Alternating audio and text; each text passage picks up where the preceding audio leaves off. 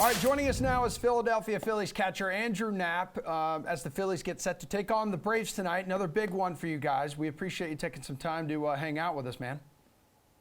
Yeah, thanks for having me. So you and fellow catcher JT Realmuto have been together for a couple seasons now. So JT, widely regarded as one of the best catchers in the game today. What do you think you've been able to learn from him during your time together? Yeah, it's been a real treat being able to work with JT. I think we work well together as far as like game planning for pitchers and getting our guys through innings. But he's a workhorse, man. He wants to be out there every single day. There's only a couple guys in the league that catch as much as he does. But he's a gamer. I think for me specifically, just the way he handles the pitching staff and continues to work on his craft each and every day is what I see the most out of him. And, like I said, he's a workhorse and we like having him out there. Well, give me something that maybe he's learned from you. Like I said, I think we work well together. I've been with this pitching staff for 5 years now, and a lot of those guys I caught in the minor leagues. So, we go back and forth with certain guys on, how to continue to get them in the strike zone, more consistent. For me, it's more about how we can get these pitchers through an entire season. He's going to have some days off, and that's when I'm going to fill in. But for the most part, it's a team, it's a tandem, and we really work well together. Yeah, I know that you weren't there recently to relieve him of his duties for like that 2-week stretch. He landed on the COVID IL. This has become a reality really for any sport around the world, and especially for MLB this season with many players kind of coming off and on that list throughout the year. What's going through your mind when you get that call? Yeah, it was a strange one because I am vaccinated, so I had a sore throat, and I didn't want to put anyone else in danger, jeopardy of their season, some unvaxxed guys. So I took a test, and they told me it was positive, and it's a real drag because you're immediately on the shelf for 10 days, like no matter what. Thankfully my symptoms weren't nearly as bad as some other people, but the hardest part is being away, like you said, especially down that stretch where JT's arm wasn't feeling great and he needed a couple days. So for me, the timing couldn't have been worse, but thankfully the symptoms weren't too bad. Yeah, for sure. What'd you do while you were away from the team? It was funny. I actually watched a lot of film of the teams we were going to play and did some scouting reports on hitters and pitchers, just kind of keep me sane and help the team as little as I could. With video nowadays, you can pretty much watch it anywhere. So I was just at home watching pitchers, the guys in Milwaukee, and kind of going over hitters for pitchers. So I was able to stay sane that way. Okay. Able to catch up on any Netflix series at all? Yeah, I actually watched a lot of golf. That was that was the FedEx, all that stuff was coming down to the wire. So yep. Watched a lot of golf. Nice. Are you a big golfer in the off season? Yeah, that's my off-season little fix is playing golf. We like to play as much as we can during the season, but there's not that many off days. So yeah, that's my off-season for sure. Yeah, how'd you feel about the Americans crushing it at the Ryder Cup? A historic win for the guys. Yeah, that was awesome. That environment there, Whistling Straits, was just incredible. You could tell that golf fans needed that event, and those guys showed out. It was really fun to watch. Hey, while you're there in Atlanta on one of these trips, you got to take a quick little day trip to Augusta National. Check it out. Yeah, you're telling me, man. That'd be a dream come true. Yeah, it would, right? Especially getting out there and playing it. Your teammate Bryce Harper, he's got dreamy hair, and he's been putting together an impressive season. He's in the hunt here for National League MVP. Can you make the case that he deserves to win it? When we had your teammate Brad Miller on 2 weeks ago, he told us, listen, I don't need to make a case for this guy. Yeah, I think his season's pretty much spoken for itself. The guy, he's been incredible. He's carried us basically this entire second half.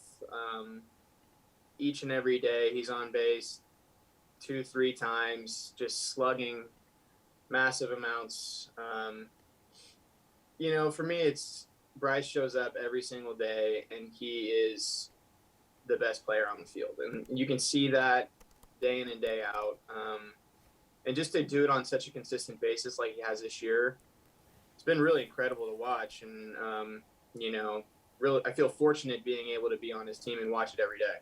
Do you remember the last time he did something that actually surprised you, or at this stage of the game, you're like, okay, that's Bryce Harper. He can do almost anything? Yeah, that's kind of the way the season's been. It's like, oh, that's just Bryce. That's just him this year. It's just like he's going to come up, clutch, homer. It's throwing guys out at the plate. It's each and every day he's keeping us in the ball game, and he has the ability to go out and do that year in and year out. Has for a while, but I think a lot of people kind of take it for granted. He's just Bryce being Bryce. But then when you look at it, you're just like, it's pretty incredible. Yeah. And as we bring it back to you and your personal life, the apple has not fallen far from the tree. Your dad played 11 years in the minor leagues.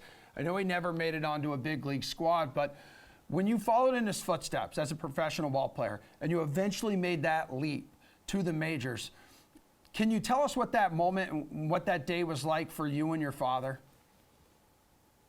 Yeah, it was pretty cool. We got to share that moment. I made the team out of spring training in 2017. We opened up in Cincinnati, and my family was able to be there. But just being able to call him when I heard that I made the team, and just all that work that we put in. I actually remember towards the end of my dad's career, like I remember being in the clubhouse and like going to games and stuff. So, I've kind of grown up in this world of baseball. So for it to all pay off and my dream to come true to be a big leaguer was really cool to be able to share that with him. What did he say to you when you made that phone call? How emotional was it? Yeah, it was. I mean, it's funny because like we didn't get emotional, but it was more of just like, now we go. Yeah. The excitement of like, this is what it's all about. All that work and stuff is this is the reward is being in the big leagues. And now it's not like you just sit back and wait and stop working. It's like now we try to stay. So Yep. continuing to work, continuing to like do whatever it takes to help the team win is. I take pride in that, and I think that's kind of why I've been able to stick around as long as I have. Yeah, that's awesome. It's got to be tough to stay. It's got to be tough to stick around. I mean, especially when you're not an everyday player. Is it tough to find a rhythm at the plate? How much more difficult does that become because of that?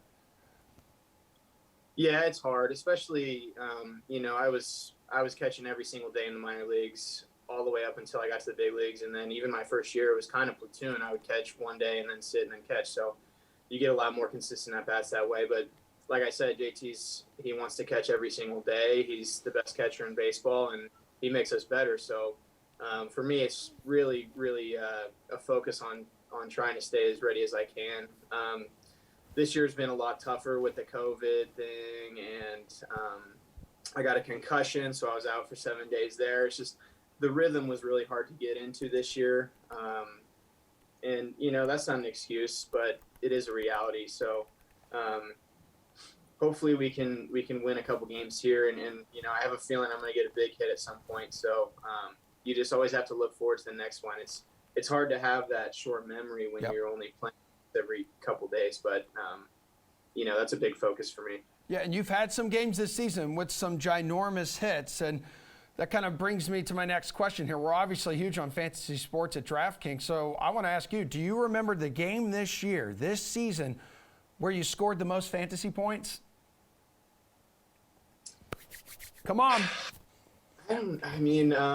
Let's see. Think back to some of your biggest performances this year. Maybe my first start of the year, opening weekend. Dude. Bingo, baby. You remember your numbers? I got 2 hits. One was a homer. Yeah. Maybe a walk too. I'm not sure. Yeah, so April 4th, yes, your first start, you went 2 for 3. You got the single, you got the tater. Good for 17 DraftKings fantasy points. That's good stuff, man. You're bringing it to the table. That was a good day. That was a sweep of Atlanta opening weekend. That was a good one. That's right, man. Now you guys are in a battle with Atlanta as you're coming down here. A couple of days left in the season. While we're on the topic, really quick, of fantasy, do you play fantasy football? Yeah, we have a team or a league here with the Phillies, 12-man league. I'm co-manager with Travis Jankowski, one of our outfielders. We got a pretty good squad.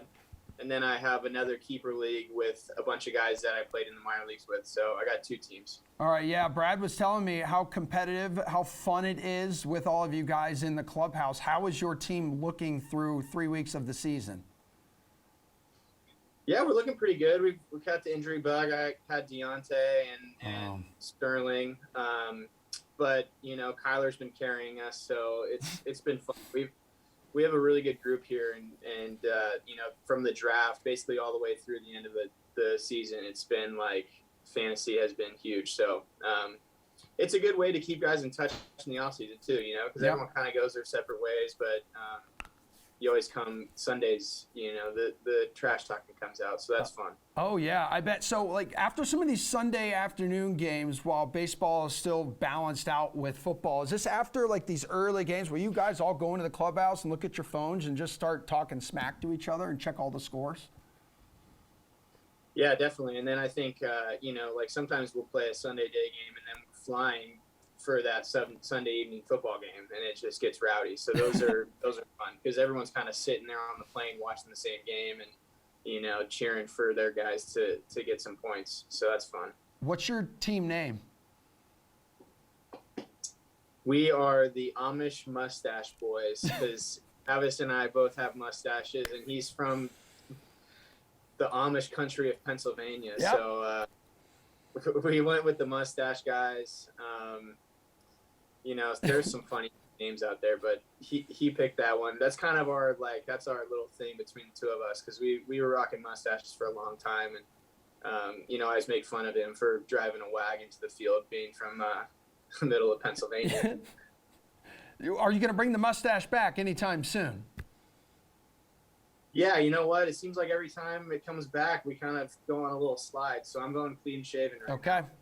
I respect that. I respect that. And by the way, you growing up outside Sacramento, is my guess correct that you're a 49ers fan? Yes, I did grow up a 49er fan. My grandpa and I were both Niners, and actually my brother and my dad are Raider fans. So it's kind of a split household. Oh, how does that work? Yeah, not great. There's a lot of trash talking there too, but my grandpa raised me right, so. Yeah, he certainly did. How many heated Sundays have there been in the past when those teams tend to meet? Well, a lot, and you know, my brother and dad are pretty bitter, except for they're looking pretty good right now, so. It's true. Well, Niners 2-1. Yeah, Raiders 3-0. Who knows how long they can hang on there for? But dude, it was really good catching up with you, Andrew Knapp. Thanks a lot for hanging out with DraftKings. Good luck here these past few days. I know you've got some heated games coming up, and also good luck the rest of your fantasy football season. Yeah, thanks for having me. That was fun.